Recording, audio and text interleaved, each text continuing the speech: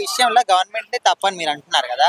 అయితే ఈ విషయం ఇప్పుడే కాదు, గత ప్రభుత్వం హయాం ఉన్నప్పటి నుంచి కూడా జరుగుతుంది కదా. అది ఎవరు ఆపలేరు అన్న. అంతకుముందు గంజాయి ఉంది, గంజాయి ఇప్పుడు ఆపిరా పూర్తిగా ఎవరు ఆపలేదు. అది జరుగుతూనే ఉంటాయి, ఇంటెగ్రల్ బిజినెస్ అనేది జరుగుతూనే ఉంటాయి, కామన్ అది ఇండియా మొత్తం జరుగుతూ ఉంటాయి. ఎవరు ఆపలేడు దాన్ని. మందు ఆపుతున్నారు, ఆపిరా. ఇప్పుడు ఇంతకుముందు ఆంధ్రాలో మందు, తెలంగాణ మందు ఆంధ్రాకి వెళ్ళకూడదన్నారు. ఎంతమంది తీసుకెళ్లారు? అవి ఆపిరా.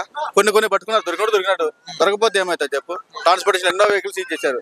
గోవా ఉంది, గోవా బట్టి మంది ఆగకూడదని ఉంది, తెచ్చుకోవట్లేదా? అది తాగుతుంటే కామన్, అది ఎవరు ఆపలేరు. ముఖ్యమంత్రి అయినా ఎవరైనా ఆపలేరు దాన్ని. అది సో మొత్తానికి ఇప్పుడు కూటమి ప్రభుత్వం పరిపాలన బాగాలేదంటారా, బాగుందంటారా? బాగాలేదంటే ఇప్పుడు ఒకటే చేస్తే సరిపోదు కదా, అన్ని చేయాలి, అన్ని రంగాలు చేయాలి కదన్నా. ఒకటే చేస్తే సరిపోదు కదా, ఇప్పుడు అన్ని రంగాలు చేయాలి.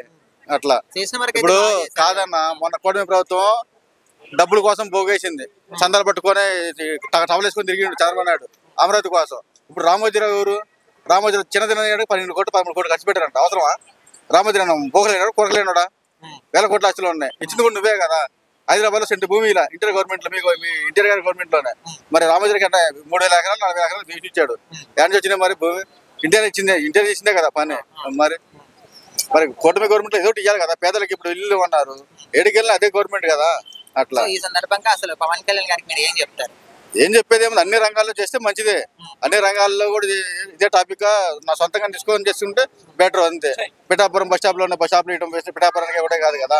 అని పిఠాపురం ఒకటే గెలవడం అంటే ఒకటి రోజులు గెలిచిండు, మొత్తాన్ని చేయరు కదా, అన్ని రంగాల్లో చేయరు కదా. అట్లా ఒకటి పిఠాపురంలో స్కూల్ కట్టించేది సరిపోదు కదా. అట్లా అన్ని చోట్ల చూడాలి.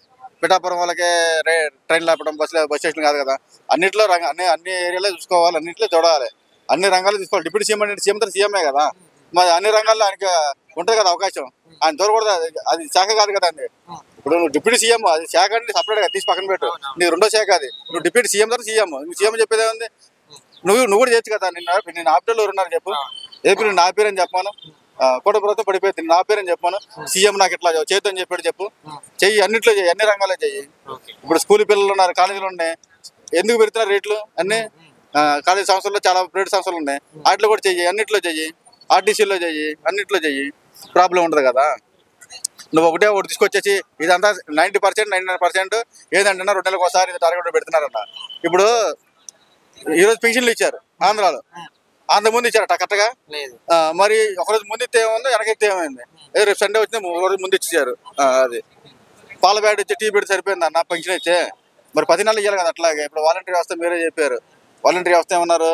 1,00,000 మంది ఆడబిడ్డలు ఆయన ఎంక్వైరీ చేయించాను, 1,00,000 మంది ఆడబిడ్డలు ఉన్నారు, నేను ఎంక్వైరీ చేయించాను, 1,00,000 మంది ఉన్నారు, 1,00,000 మంది ఆడబిడ్డలు, ఒక ఆడబిడ్డకు కూడా నేను అన్యాయం చేయనని చెప్పిండు ఆయన. ఈ రోజు మండలి మీటింగ్లు ఏమంటారు, అసెంబ్లీలు ఏమంటున్నారు? అసలు అది ఉంటే చూపిమంటారు. దిశ చట్టం ఉందని ఎంతమంది అన్నారు. హోంమంత్రి ఇప్పుడు దిశ చట్టం ఏడుంది, అది బాగుందని అంటుంది. మరి ఏం చేయాలి? యాప్ ఉంది కదా, దిశ యాప్ అయితే ఉంది కదా. మరి బైజూస్ ఉంది, ఇంతకు ముందు చేయించింది, ఇప్పుడు బైజూస్ ఎత్తేసారు కదా స్టూడెంట్స్ కి. అట్లా ఇప్పుడు గవర్నమెంట్ స్కూల్లో ఇవి కూడా ఎత్తేసారు. ఇప్పుడు మీరు ఒకటే దాంట్లో కాకుండా అన్ని రంగాలు చూడాలి, అన్ని రంగాలు అన్ని పట్టించుకోవాలి కదా. ఒకటే సబ్జెక్ట్ కాదు కదా. ఇప్పుడు ఒకటే సబ్జెక్ట్ అయితే అట్లా అవుతుంది. ఇప్పుడు అమరావతిని బాగు చేస్తున్నారు, అమరావతిని బాగు చేయాలి, పోలవరం కట్టాలి, నిధులు ఇవ్వాలి. నిధులు సృష్టించని చెప్పింది మీరే కదా. డబ్బులు ఇవ్వని చెప్పారు, ప్రజలు చెప్తే ఏమన్నారు? మీరు డబ్బులు సంపద సృష్టించి చేస్తానని చెప్పారు. కేంద్ర గవర్నమెంట్ తలపై ఉంచి తీసుకొస్తానని చెప్పిండు. పవన్ కళ్యాణ్ ఏమన్నాడు? తలగా మీరు చేతగా తెచ్చుకోవడం చేత కాదా, నాకు 10 సీట్లు ఏంటి నేను చూపిస్తాడు. 20 సీట్లు ఇచ్చారు. కేంద్రంలో నేను చూపిస్తాను చెప్పి 10 సీట్లు నాకు ఇస్తే నేను చూపిస్తాడు. 20 సీట్లు ఇచ్చారు. నెక్స్ట్ టైం 170 ఇచ్చాము నువ్వు చేస్తే. దాంట్లో తప్పేమో పర్ఫెక్ట్గా చేస్తే ఆయన సీఎం అవుతాడు నెక్స్ట్. అట్లా డైరెక్ట్ పరిపాలన చేసినా కానీ డైరెక్ట్ సీఎం అవుతాడన్నా. చేయాలి కదా. అట్లా ఒకటే కాకుండా